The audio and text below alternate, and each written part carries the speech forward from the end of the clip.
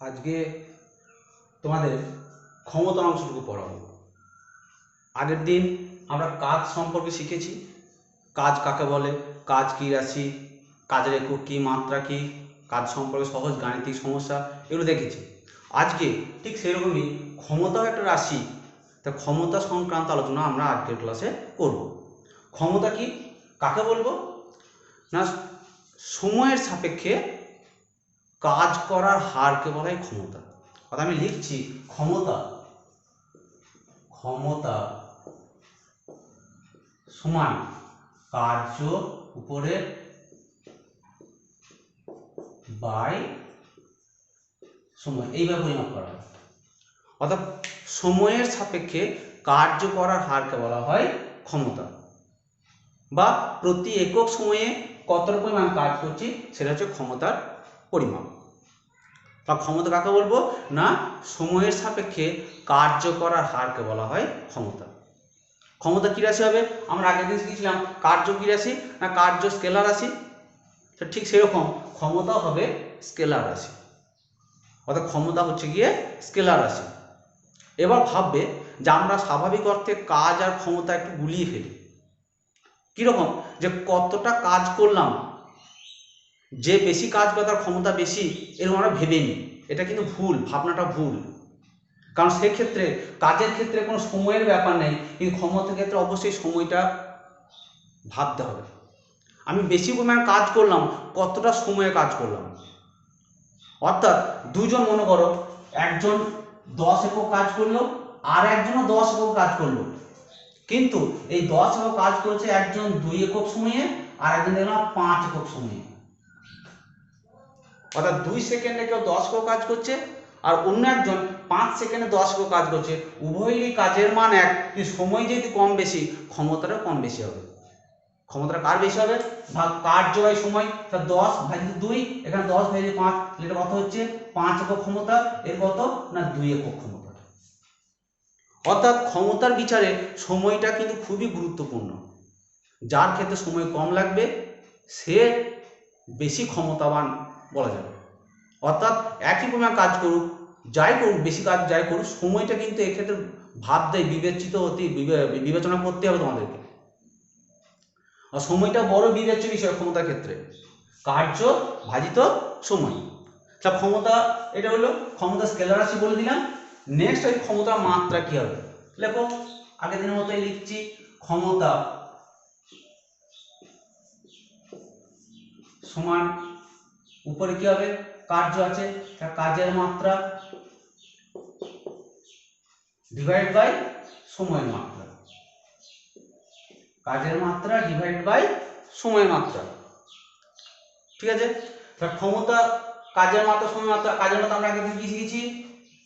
কাজের মাত্রা আমরা শিখেছি m l square t to the power -2, এটা কাজের মাত্রা শিখেছিলাম। আর সময় কি? নিচেতে t, m l square t to the power -2 কাজের মাত্রা, আর সময় মাত্রা t। তা ক্ষমতার মাত্রা কি হয়ে গেল না m l square t to the power -3, এটা হলো ক্ষমতার মাত্রা। তো ক্ষমতা কাকে বলে, ক্ষমতাকে কি করে পরিমাপ করা হয়, ক্ষমতার মাত্রা কত আমরা শিখলাম। এরপর আসি ক্ষমতার একক। ঠিক আগের দিনের সূত্র ধরেই বলছি, আমরা কাজের পরম একক পেয়েছিলাম, 2 রকম একক পেয়েছিলাম, একটা কাজের পরম একক, কাজের অভিকর্ষী একক। ঠিক আজকেও তাই, ক্ষমতারও 2 রকম পাবো, একটা পরম একক, লিখে একটু পরম একক, আর একটা হচ্ছে গিয়ে অভিকর্ষী একক। একটু কষ্ট করে বুঝতে হবে, কারণ পেনটা কালি প্রায় শেষের দিকে চলে এসছে। এই অবস্থায় পেনের কালি কিনতেও পারছি না, দোকানও বন্ধ, লেখাটা অস্পষ্ট হয়ে যাচ্ছে। তা কাজের পরম একক, অভিকর্ষী একক। সিজিএস পদ্ধতিতে কাজের পরম একক কি শিখেছিলাম আমরা? মনে হচ্ছে সিজিএস পদ্ধতিতে কাজের পরম একক ছিল আর। তাহলে ক্ষমতা পরম কি হবে? আর পার সেকেন্ড।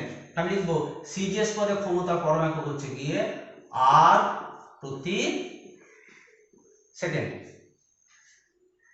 এসআই পদে কাজের পরম একক কি ছিল? জুল। তাহলে কি হবে? জুল প্রতি সেকেন্ড।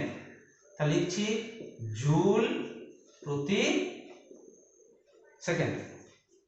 তাহলে এসআই পদ্ধতিতে কাজের পরম একক হলো ক্ষমতার পরম একক হলো জুল প্রতি সেকেন্ড। ঠিক একইভাবে অভিকর্ষ একক ক্ষমতা কি হবে? সিজিএস পদ্ধতিতে কাজের অভিকর্ষ কি পেয়েছিলাম? গ্রাম সেমি। ঠিক আছে, এখানে কি লিখবো? গ্রাম সেমি পার সেকেন্ড। তাহলে লিখছি গ্রাম সেমি প্রতি সেকেন্ড। ঠিক একইভাবে এসআই পদ্ধতি কি হবে? কাজের অভিকর্ষ একক এসআই পদ্ধতিতে গ্রাম সেমি ছিল, তাহলে কি লিখবো? কিলোগ্রাম মিটার প্রতি সেকেন্ড। ক্ষমতার সিজিএস পদ্ধতিতে অভিকর্ষ কি? গ্রাম সেমি প্রতি সেকেন্ড। এসআই পদ্ধতিতে একক কি? কিলোগ্রাম মিটার প্রতি সেকেন্ড। তো ক্ষমতা কি, কাকে বলে, কিভাবে পরিমাপ করি, ক্ষমতা কি রাশি, ক্ষমতা মাত্রা কি, ক্ষমতা একক কি, সব বলা হলো।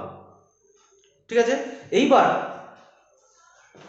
ক্ষমতাকে যেটা আমরা বললাম এসআই পদ্ধতিতে একক হলে জুল পার সেকেন্ড। আমি একটু আগে বললাম যে এসআই পদ্ধতিতে ক্ষমতার পরম একক হচ্ছে জুল প্রতি সেকেন্ড। পরীক্ষায় প্রশ্ন পড়ে যে ক্ষমতার ব্যবহারিক একক কি? খুব ভালো করে শুনবে। ক্ষমতার এসআই পদ্ধতি একক কি? জুল প্রতি সেকেন্ড। কিন্তু প্রশ্ন পড়ে যে ক্ষমতার ব্যবহারিক একক কি? তখন বলতে হবে ক্ষমতার ব্যবহারিক একক হলো ওয়াট। তোমরা নাম শুনেছো ওয়াট প্লেট। বৈদ্যুতিক বাল্বের গায়ে লেখা থাকা দেখো, কোনটা 40 ওয়াট, কোনটা 60 ওয়াট, এখন এলইডি ল্যাম্পে 9 ওয়াট, 3 ওয়াট, 5 ওয়াট। এই যে ওয়াট, এইটা হচ্ছে ক্ষমতার ব্যবহারিক একক। এটা কিভাবে সংজ্ঞা দেওয়া হয় না? 1 ওয়াট সমান হচ্ছে 1 জুল প্রতি সেকেন্ড। ক্ষমতার ব্যবহারিক একক হচ্ছে 1 ওয়াট, তাকে পরিমাপ করবি না 1 জুল প্রতি সেকেন্ড। আমরা যেটা এসআই পদে একক পাচ্ছি ক্ষমতার, সেটাকেই আমরা বলি কিনা 1 ওয়াট। এটা হচ্ছে ক্ষমতার ব্যবহারিক একক। অর্থাৎ প্রতি সেকেন্ডে যদি 1 জুল কাজ করা হয় তাহলে তখন ক্ষমতা বলবো 1 ওয়াট। বা কোনো বৈদ্যুতিক যন্ত্রে বা কোনো যন্ত্রের ক্ষমতা 1 ওয়াট বলতে কি বুঝি না? সেই যন্ত্র, সাপোজ আমি বললাম একটা বৈদ্যুতিক বাল্ব, তার ক্ষমতা হচ্ছে গিয়ে আমি বলছি 9 ওয়াট, উদাহরণ হিসেবে বলছি একটা বৈদ্যুতিক বাল্বের ক্ষমতা 9 ওয়াট, মানে কি বলবো না সেই বাল্বটি 1 সেকেন্ড সময়ে 9 জুল পরিমাণ তড়িৎ শক্তি খরচ করবে। বা কোনো যন্ত্র তার ক্ষমতা যদি 1 ওয়াট হয় তাহলে 1 সেকেন্ড সময়ে সে 9 জুল পরিমাণ কাজ করতে পারে। যদি 1 সেকেন্ডে 9 জুল পরিমাণ কাজ করতে পারে তখন সেই যন্ত্রের ক্ষমতা হবে 9 ওয়াট। অর্থাৎ 1 জুল পার সেকেন্ড সেটাকে বলা হচ্ছে 1 ওয়াট। বুঝা গেছে? এরপর ক্ষমতা সমান ছোট্ট একটা অঙ্ক করে দিই। আগের দিন অঙ্ক বাড়িতে করেছো, ঠিক সেই টাইপেরই একটা অঙ্ক করি। আমি আগের দিন একটা অঙ্ক করে মনে পড়ছে যে 5 কিলোগ্রাম ভরে বস্তু এখানে ছিল, খাতা লেখাতে দেখো, তাকে অভিকর্ষ বলের বিরুদ্ধে আমি 10 মিটার উপরে তুলেছি। কতটা কাজ করতে হয়েছিল? খাতাটা খুলে দেখো যে আমি করে কাজ করতে হয়েছিল কত? 490 জুল। নম্বরটা আমি করে দিচ্ছি যে আমি লিখলাম কার্য W সমান F ইন্টু S। F মানে কি? M গণিত G ইন্টু S। তাহলে M এর মান কত? এখানে 5 কিলোগ্রাম, G এর মান কত? 9.8, S এর মান কত না 10 মিটার। তাহলে এত জুল কাজ করতে হয়েছিল। গুণ করলে পেয়েছিলাম 490। এই শূন্য এই 10 এর জন্য এই 10 উঠে যাবে, গুণ করলে পাবো 490 এত জুল। যদি এই বস্তুটাকে আমি ধরলাম 10 সেকেন্ড সময়ে উপরে তুলেছি তাহলে ক্ষমতা কত হবে? অর্থাৎ যদি 10 মিটার উপরে তুলতে হয় তাহলে আমার কাজ করতে হচ্ছে 490 জুল পরিমাণ। কত সময় এটা তুলেছি না 10 সেকেন্ড সময়ে। সেক্ষেত্রে ক্ষমতা কি বলবো না ক্ষমতা হচ্ছে গিয়ে আমি বলেছি ক্ষমতা সব কার্যবাহী সময়। তা কার্য কত করেছি? 490 জুল, কত সময়ে না 10 সেকেন্ড সময়ে। তাহলে কি লিখবো? এটা হচ্ছে ক্ষমতা বা ক্ষমতা লিখি, বাংলায় লিখি। এককগুলো তোমাদের ইংরেজি বুঝতে অসুবিধা, বাংলাতে লিখছি। এত জুল প্রতি সেকেন্ড। এটা কত হবে? 4 এই শূন্য কাটলো, এত জুল প্রতি সেকেন্ড, অথবা এর কি বলা হয় জুল প্রতি সেকেন্ড, আমি একটু আগে বললাম 1 জুল পার সেকেন্ড ক্ষমতা বলা হয় 1 ওয়াট, তাহলে 49 ওয়াট। বোঝা গেল? এইভাবে অঙ্কগুলো করার চেষ্টা করবে। যদি আবার বলছি অসুবিধা হয়, ফোন নাম্বার দেওয়া আছে, সেই ফোনে যোগাযোগ করে নেবে, তখন বলে দেবে। আর বইও দেখবে, অনেক পাতা খুলে দেখবে যে প্রচুর অঙ্ক কষে দেওয়া আছে। এটা হলো ক্ষমতা সংক্রান্ত। এরপর আসছে শক্তি। শক্তিটা কি? আমি একটু আগে বললাম যে কাজ করার হারকে, সময়ের সাপেক্ষে কাজ করার হারকে বলা হয় ক্ষমতা। শক্তি হচ্ছে গিয়ে কাজ করার সামর্থ্য, অর্থাৎ কাজ কতটা করতে পারবো, কাজ সামর্থ্য। কাজ করার সামর্থ্য যদি বেশি হয় শক্তির মান বেশি হবে, সামর্থ্য যদি কম হয় শক্তির মানটা কম হবে। অর্থাৎ কাজ করার সামর্থ্যকে এক কথায় বলা হয় শক্তি। কি করে পরিমাপ করব? না কাজকে যেভাবে পরিমাপ করেছিলাম ঠিক একই পদ্ধতি শক্তিকে পরিমাপ করা হবে। কার্য এবং শক্তি অভিন্ন রাশি, পরিমাপের পদ্ধতি এক, মাত্রা এক, একক এক। অর্থাৎ কাজ করার সামর্থ্যকে এক কথা আমরা বলি শক্তি। কাজ কি ছিল? স্কেলার রাশি, শক্তিও স্কেলার রাশি। কাজের মাত্রা কি ছিল? ml² (10⁻²), শক্তি মাত্রা তাই ml² (10⁻²), এককগুলো তাই আসবে। কিন্তু এখন যেটা আলোচনার বিষয় যে শক্তি, তাকে আমরা দুটো ভাগ, শক্তি প্রচুর ভাগ আছে, শক্তির প্রচুর ভাগ আছে। যেমন আমরা উদাহরণ দিচ্ছি তাপ শক্তি, শব্দ শক্তি, রাসায়নিক শক্তি, যান্ত্রিক শক্তি, আলোক শক্তি, পারমাণবিক শক্তি, চৌম্বক শক্তি, এরকম ভাগ আছে। কিন্তু আমাদের এখানে আলোচ্য বিষয় হচ্ছে যান্ত্রিক শক্তি। যান্ত্রিক শক্তি এটা হচ্ছে আমাদের আলোচ্য বিষয়। এই যান্ত্রিক শক্তি দুটো ভাগে ভাগ করা হয়, একটা স্থিতি শক্তি আর একটা হচ্ছে গতি শক্তি। তা যান্ত্রিক শক্তি দুটো ভাগ, একটা স্থিতি শক্তি আর একটা গতি শক্তি। স্থিতি শক্তি কথা বলবো। স্থিতি শক্তি মেনলি আসে বস্তুর আকার আকৃতি যদি পরিবর্তন করা হয় বা অবস্থানের যদি পরিবর্তন করা হয়, তখন যে শক্তি আসবে সেই শক্তিটা হচ্ছে স্থিতি শক্তি। আকার আকৃতির পরিবর্তন করার ফলে অথবা অবস্থানের পরিবর্তনের ফলে যে শক্তি আসবে বা যে শক্তি অর্জিত হবে সেটা হচ্ছে স্থিতি শক্তি। এই স্থিতি শক্তিকে দুটো ভাগে আবার ভাগ করা হয়। একটা হচ্ছে অভিকর্ষীয় স্থিতি শক্তি,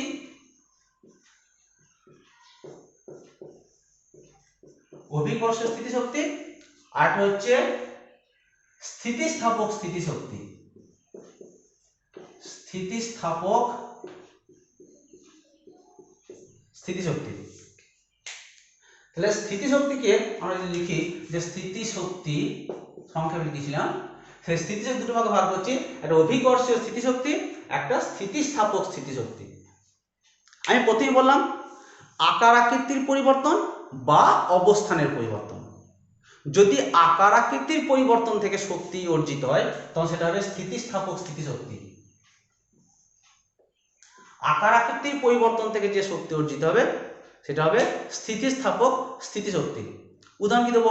মনে করো একটা ধনুক, তাকে টেনে যদি বাঁকানো হয়, বা একটা গুলতি তার রাবারটাকে টেনে যদি বাড়ানো হয়, তাহলে রাবারটাকে টেনে বাড়াতে গেলে আমাকে কিন্তু কাজ করতে হবে, অটোমেটিক বাড়বে না কিন্তু। তাহলে রাবারটাকে টেনে বাড়াতে গেলে আমি যে কাজটা করছি সেই কাজটা কিন্তু রাবারটার মধ্যে জমা থাকছে কি হিসাবে? না স্থিতিস্থাপক স্থিতি শক্তি হিসাবে। কেন? কারণ রাবারটার আমি আকারটার বা আকৃতির পরিবর্তন করেছি। তা যখন স্প্রিং, ঘড়িটা আগের দিনে ছিল দম দেওয়া ঘড়ি ছিল, অর্থাৎ আমি বাইরে থেকে দম দিয়ে ঘড়িটার স্প্রিংটাকে গুটিয়ে রাখতাম ভিতরে, অর্থাৎ ঘড়িটার স্প্রিংটাকে গুটাতে গেলে আমাকে দম দিতে গেলে বাইরে থেকে আমাকে কাজ করতে হতো। যে পরিমাণ কাজ করতাম সেই কাজটাই এই স্থিতিস্থাপক স্থিতিশক্তি হিসাবে ওই স্প্রিংটার মধ্যে লুকিয়ে থাকতো। ঘড়িটা কি করতো? সেই শক্তিটা আস্তে আস্তে রিলিজ করে, অর্থাৎ আস্তে আস্তে খরচ করে টিক টিক টিক টিক করে ঘড়িটা চলতো। এটা হচ্ছে স্থিতিস্থাপক স্থিতিশক্তি। নেক্সট যেটা হচ্ছে অভিকর্ষীয় স্থিতিশক্তি। এটা কি? আমি বললাম আকার আকৃতির পরিবর্তনের জন্য অথবা অবস্থানের পরিবর্তনের জন্য। তাহলে আকার আকৃতির পরিবর্তন কি এসছে? স্থিতিস্থাপক এসছে। পড়ে আছে কে? না অবস্থানের পরিবর্তনের জন্য। অর্থাৎ আমি যদি ভূমির সাপেক্ষে বস্তুর অবস্থানের পরিবর্তন ঘটাই, উপর নিচে, অনুভূমিকভাবে নয়, উপর নিচে যদি অবস্থানের পরিবর্তন ঘটানো হয়, তাহলে সেই বস্তুর মধ্যে কিছু কাজ করার সামর্থ্য লাভ করে, তখন সেই স্থিতিশক্তি বলা হবে অভিকর্ষীয় স্থিতিশক্তি। যেমন মনে করো একটা ইট নিচে ছিল, তাকে আমি তুলে নিয়ে গিয়ে একতলা ছাদের কার নিচে রেখে দিলাম। তাহলে ইটটাকে নিচে থেকে উপরে তুলতে গেলে আমাকে কিছু কাজ করতে হয়েছে। যে পরিমাণ কাজ করছি সেই কাজটাই ওই ইটটার মধ্যে কিন্তু এই অভিকর্ষীয় স্থিতিশক্তি হিসাবে লুকিয়ে আছে। কারণ ইটটা যখন নিচে, যদি একটু নিচে নড়ি দিয়ে নিচেতে পড়ে যায়, তাহলে বোঝা যাবে যে ইটটার মধ্যে কাজ করার সামর্থ্য ছিল কি ছিল না। তাহলে এই শক্তি হচ্ছে অভিকর্ষীয় স্থিতিশক্তি। অর্থাৎ অভিকর্ষ বলের বিরুদ্ধে আমাকে কোনো বস্তুকে উপরে তুলতে হলে, আমি আগের ক্লাসে বলেছি যে অভিকর্ষ বলের বিরুদ্ধে কোনো বস্তু যদি উপরে তুলতে হয় আমাকে বাইরে থেকে কাজ করতে হয়। তা যে কাজটা করব সেই কাজটাই সেই বস্তুর মধ্যে এই অভিকর্ষীয় স্থিতিশক্তি হিসাবে লুকিয়ে থাকে। তাহলে এখন প্রশ্ন হচ্ছে যে এই স্থিতিশক্তি, এটা আমাদের আলোচ্য বিষয় নয়, এখন হচ্ছে অভিকর্ষীয় স্থিতিশক্তি। এটা কি করে পরিমাপ করব? ধরে নাও আমি বলছি যে এইখানে একটা বস্তু আছে, বস্তুটা ভর কত না m পরিমাণ ভর, তাকে আমি অভিকর্ষ বলের বিরুদ্ধে এইখানে তুলে নিয়ে গেলাম। m পরিমাণ ভরটাকে কত উচ্চতায় তুলে নিয়ে গেছি না h উচ্চতায় তুলে নিয়ে গেছি। তাহলে কি বলছি আমি, m ভরের বস্তু মাটিতে, ওই ইটটা যে কথা বললাম, ইটটার ভর ছিল m একক, তাকে আমি অভিকর্ষ বলের বিরুদ্ধে h পরিমাণ তুলে নিয়ে গেছি। তাহলে এর মধ্যে কতটা শক্তি লুকিয়ে আছে, তা প্রথমে আমি কতটা কাজ করতে হয়েছে, তাহলে শক্তিটা পেয়ে যাবো। কতটা কাজ করব, আমি আগে বললাম কার্য সমান কি বল গণিত সরণ। তা কার্য হচ্ছে কি বল গণিত সরণ।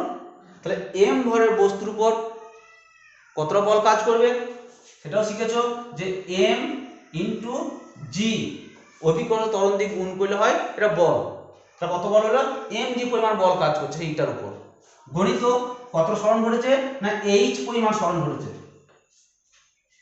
কতটা কাজ করেছি না mg ইন্টু h, অর্থাৎ আমি পরিষ্কার করে লিখছি mg h পরিমাণ কাজ করেছি। অর্থাৎ ইটটাকে নিচে থেকে উপরে তুলতে গেলে কতটা কাজ করতে হয়েছে না mg h পরিমাণ কাজ করতে হয়েছে। আমি বলেছি কি ইটটাকে তুলতে গিয়ে যতটা কাজ করেছি ততটাই যদি এই বস্তুর মধ্যে জমা থাকবে কি হিসাবে না অভিকর্ষীয় স্থিতিশক্তি হিসাবে। অর্থাৎ সেই অভিকর্ষীয় স্থিতিশক্তি মানটা কত হবে mgh। অর্থাৎ আমি লিখতে পারবো যে mgh পেলাম, সেটা আমি লিখছি এখানটায় যে অভিকর্ষীয় স্থিতিশক্তি m ভরের বস্তুর ক্ষেত্রে অভিকর্ষীয়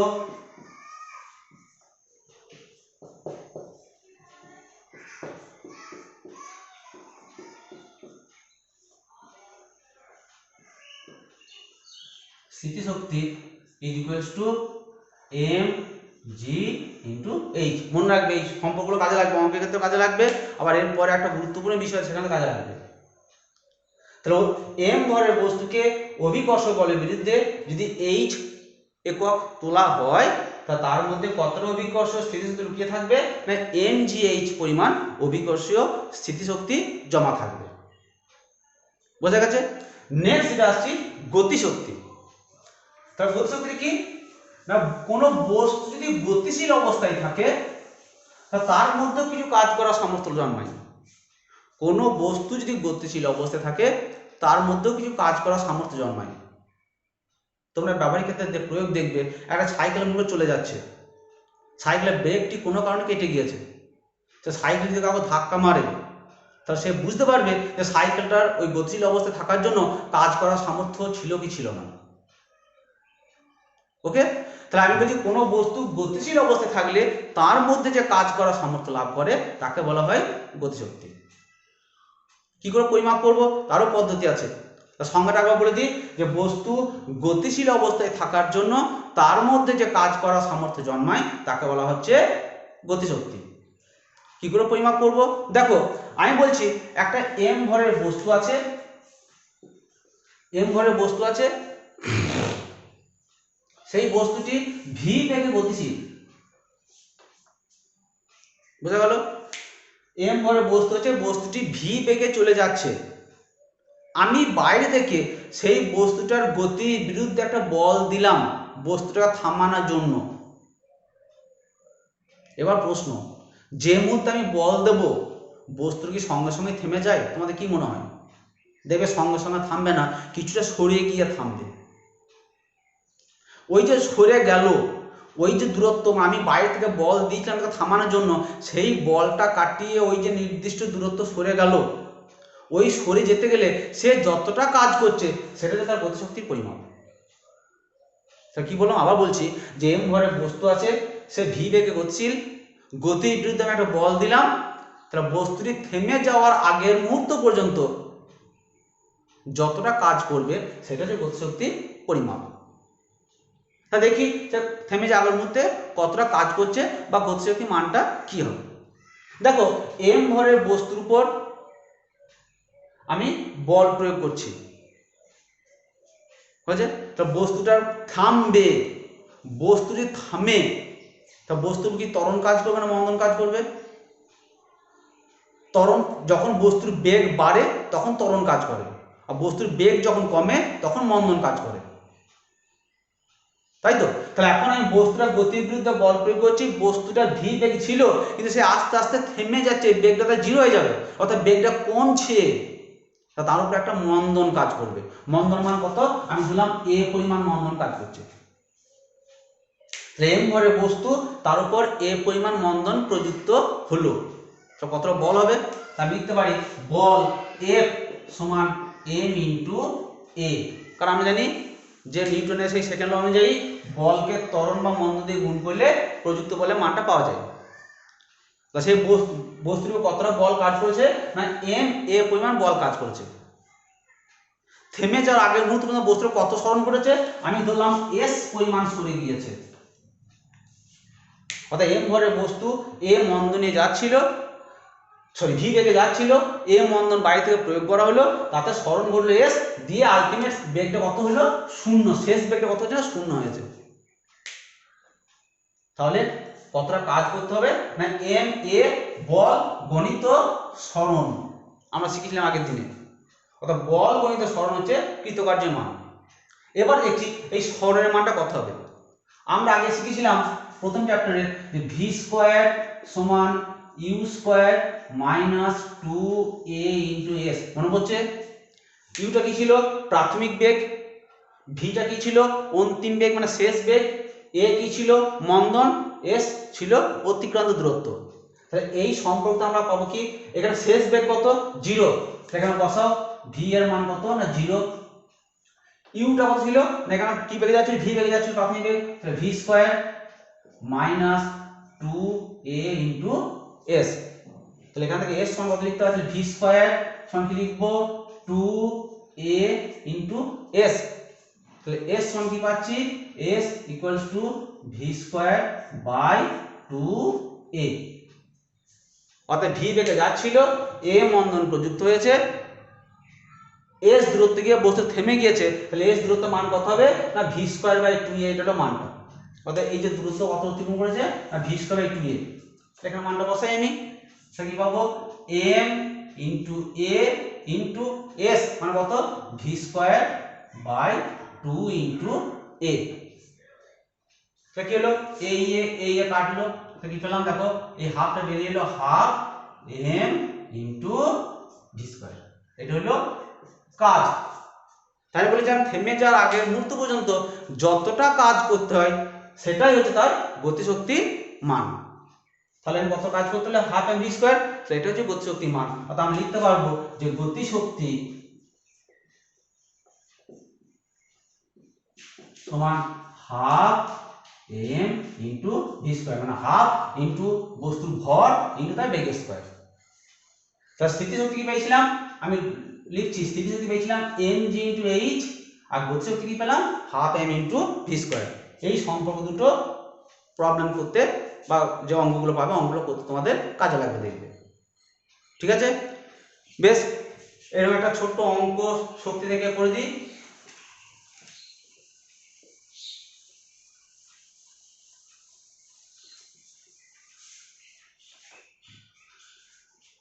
তোমাদের বইয়ে দেখবে অনেক অঙ্ক বসে দেওয়া আছে, আমি বই থেকে একটা অঙ্ক বের করি।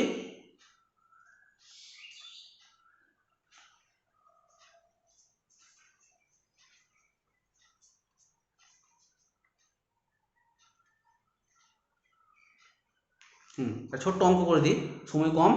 যে 500 গ্রাম ভরের একটি বস্তু 10 মিটার পার সেকেন্ড বেগে গতিশীল, বস্তুটি গতিশক্তি কত হবে? অর্থাৎ 500 গ্রাম ভরের বস্তু, ভর লেখো, ভর m ইকুয়ালস টু 500, লেখাটা অস্পষ্ট হয়ে যাচ্ছে, 500 গ্রাম, আর কি বেগে গতিশীল না 10 মিটার পার সেকেন্ড বেগে গতিশীল। বেগ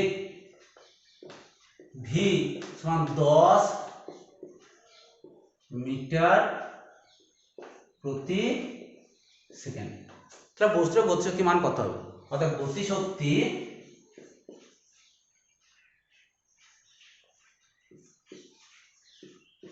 সমান কত? অর্থাৎ 500 গ্রাম বস্তু 10 মিটার পার সেকেন্ড বেগে যদি গতিশীল হয় তাহলে গতিশক্তির মান কত হবে? দেখো এখানে ভর আছে 500 গ্রাম, গ্রাম মানে কি সিজিএস পদ্ধতি ভরের একক, আর বেগ 10 মিটার পার সেকেন্ড এসআই পদ্ধতি একক। দুটো এককে কিন্তু একই পদ্ধতি করতে হবে, দুটো এককে একই পদ্ধতি করতে হবে। অর্থাৎ ভরের একক যে পদ থাকবে বেগের একক কিন্তু সেই পদ্ধতিতেই নিয়ে আসতে হবে। তাহলে ভরের একক 500 গ্রাম মানে কত কিলোগ্রাম বলতে পারি আমরা? 500 ভাজিত 1000 এত কিলোগ্রাম। ঠিক আছে, আর বেগ এত। তাহলে গতিশক্তি আমরা কিছু শিখেছিলাম যে গতিশক্তি সমান half m into V square, এত একক হয়। তাহলে half m into V square এত একক। তাহলে কি লিখবো এখানটা? হাফ m এর মান কত? 500 বাই 1000, আমি লিখছি কাটাকাটি একবারে করব। 500 বাই 1000 গণিত ভি স্কয়ার, ভি স্কয়ার মানে 10 এর স্কয়ার, কি কিলোগ্রাম। এখানে মিটার পার সেকেন্ড, এটা এসআই পদ্ধতি, এসআই পদ্ধতি, তাহলে কাজের এসআই পদ্ধতি একক কি জুল, তাহলে গতিশক্তি হবে এত জুল। তাহলে দেখো 1 2 1 2 শূন্য কাটলো, এখানে 10 10 এ 100 আসবে। তাহলে লিখছি আবার হাফ ইনটু 5 ইনটু 100 বাই 10 এত জুল।